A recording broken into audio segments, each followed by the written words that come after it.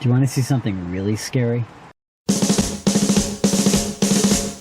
Just so we know what we're talking about, if you were a doctor and we were the patient, what's your prognosis? 1,000 years, 2,000 years? A person has already been born who will die due to catastrophic failure of the planet.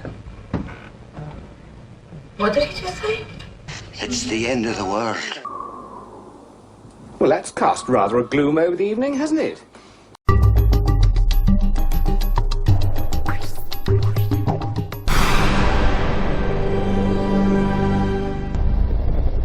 The bigger problem, however, is the trapped methane. This is a huge, big deal.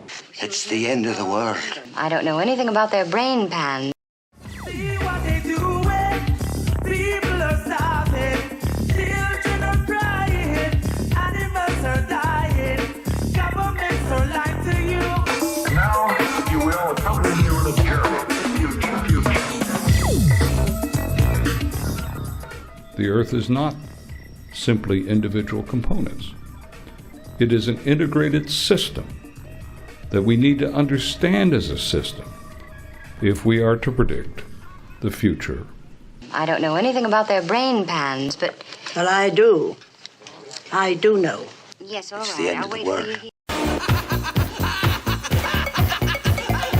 Oh no, they're going at it again. Sorry, man, boy, this is too much.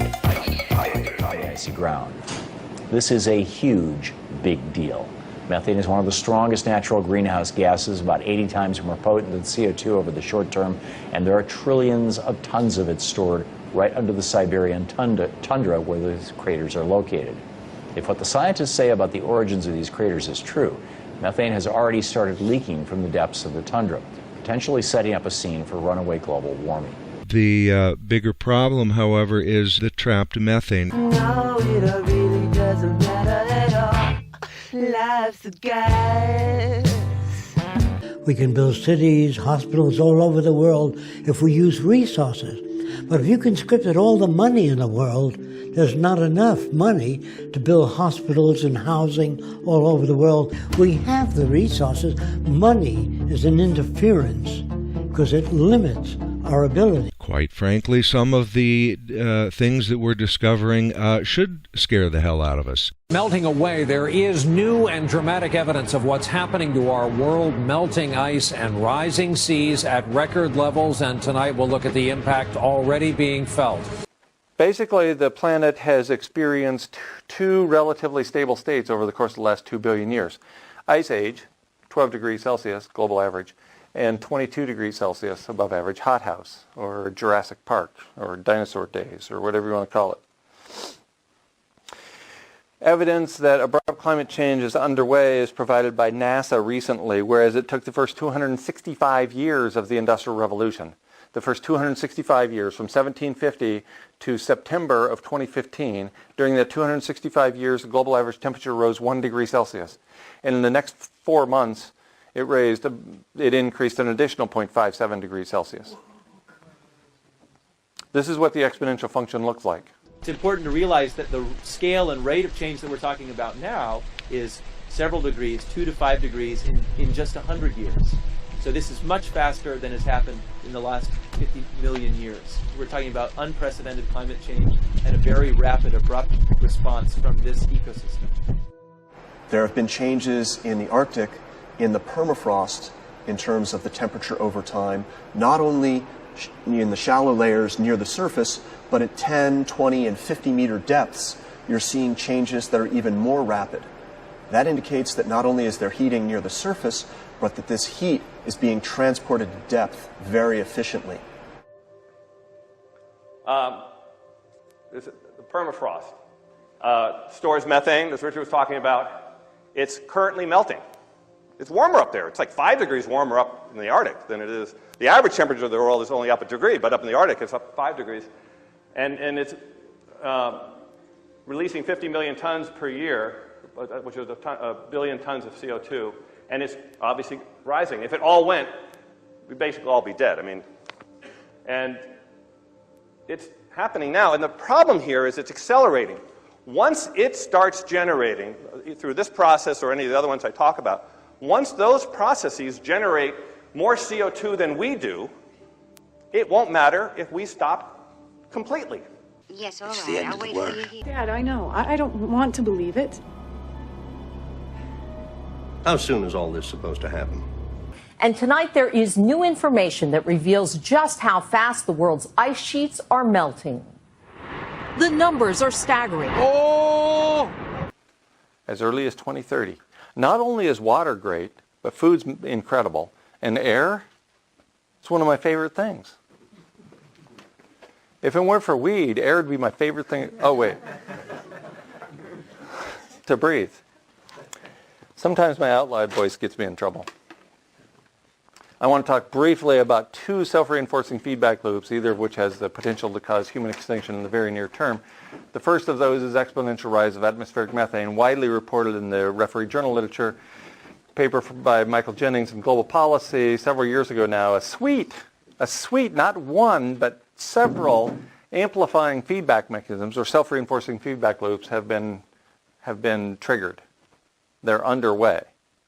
And even the conservative scientific community admits as much. In July of 2013, NASA reported through direct observations using satellites that the methane plumes bubbling out of the Arctic Ocean were as much as 150 kilometers across.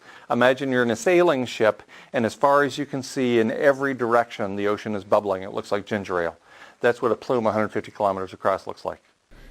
And in addition to melt itself, we know that some of the meltwater that accumulates as ponds on top of the ice can drain to the bottom of the ocean, to the bottom of the ice sheet, and lubricate the interface between the ice sheet and the bedrock, causing an extreme acceleration of glacier flow. And some of the glaciers, especially around Greenland, accelerated by more than 100%.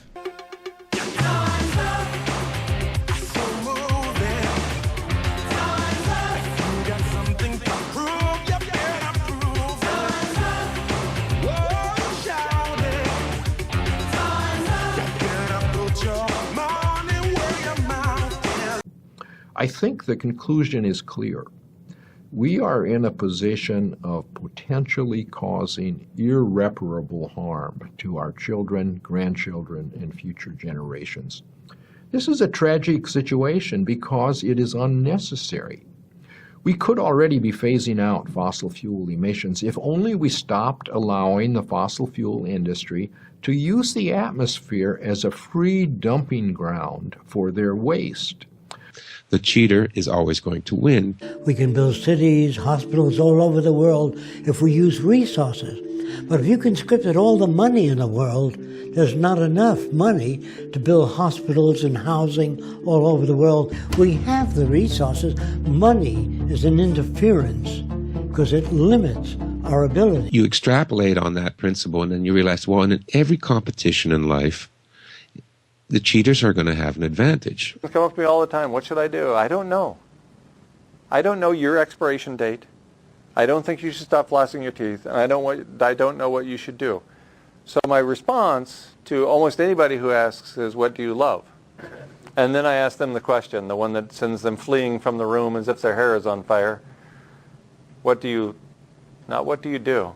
What do you love? You want to freak somebody out? Try that one. So people ask me what they should do. I ask them, what do they love? That's what you should do. When we include these other feedbacks, which they don't mention, but which certainly include methane and a few of the others that I haven't mentioned, then we're headed for 3C as a result. Well, we're at 1.5C as a result of carbon dioxide. That suggests to me that if we add together moistening of the upper troposphere plus collapse of civilization, which will result either from temperature rise or from the financial collapse that is underway and will undoubtedly be complete soon. You know, it doesn't really matter whether we look at this from the financial perspective or not. The ability to grow grains is already threatened, and a temperature rise because of moistening of the upper troposphere or methane release is going to cause the temperature rise to be so great that we won't be able to grow grains. And grains are the basis for civilization. Without grains, we don't sustain this set of living arrangements. So just collapse of civilization plus moistening the upper troposphere and those other innocuous other feedbacks that are mentioned leads to 6 to 8 degrees C above where we are now. Well, the midpoint of that is right there. Jurassic Park. The high end of that is right there, where we were at 252 million years ago, when during the Gray Dying, we had a global average temperature rise of just over 10 degrees Celsius that occurred over a span of somewhere between 20,000 and 80,000 years. This time, it's occurring in a matter of years. In fact, equilibrium between global average temperature and moistening of the upper troposphere is complete in a matter of weeks. Not months, not years, certainly not decades, certainly not 20 to 80,000 years. Weeks. Well, that's cast rather a gloom over the evening, hasn't it? Scientists have been soft-pedaling this for years, and they should have worried less about scaring us and worried more about getting us into action. Now, one of the bigger problems besides methane that I've already pointed out in earlier videos, and as we're seeing in this video, is the problem of oxygen. Mankind will be forever doomed to destruction if we continue to ask for the truth, but then refuse to listen.